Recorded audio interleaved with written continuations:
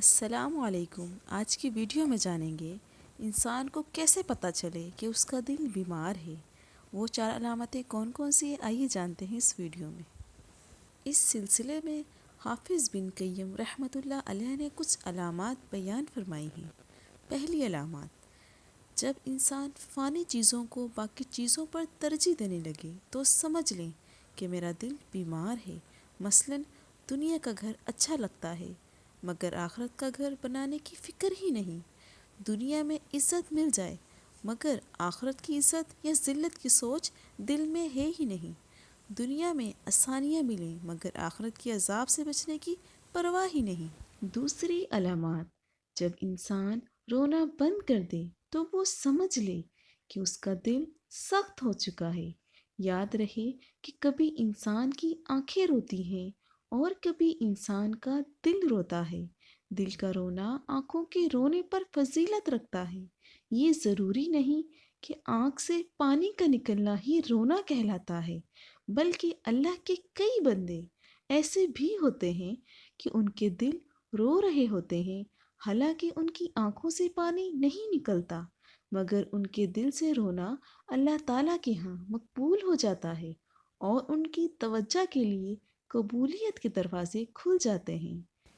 تو دل اور آنکھوں میں سے کوئی نہ کوئی چیز ضرور روئے، اور بعض تو ایسے ہوتے ہیں کہ ان کی دونوں چیزیں رو رہی ہوتی ہیں، آنکھیں بھی رو رہی ہوتی ہیں اور دل بھی رو رہا ہوتا ہے۔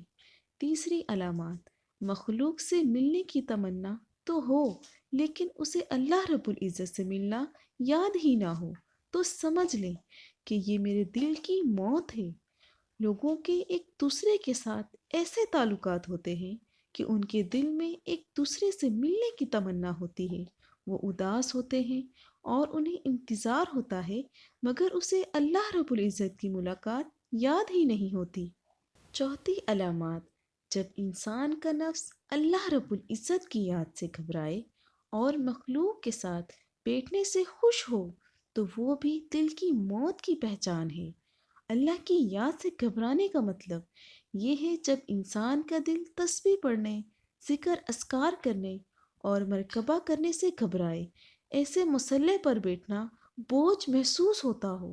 ایک موٹا سا اصول سمجھ لو کہ اگر بندے کا اللہ تعالیٰ کے ساتھ تعلق دیکھنا ہو تو اس کے مصلی پر بیٹھنا دیکھ لو۔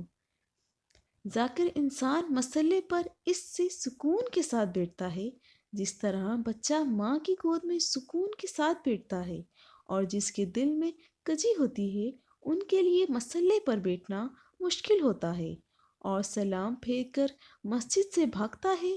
کئی تو ایسے بد نصیب ہوتے ہیں کہ مسجد میں آنے کے لیے ان کا دل آمادہ ہی نہیں ہوتا۔ اگر آپ کو ویڈیو اچھی لگی ہو لائک کریں، میرے چینل کو سبسکرائب کریں۔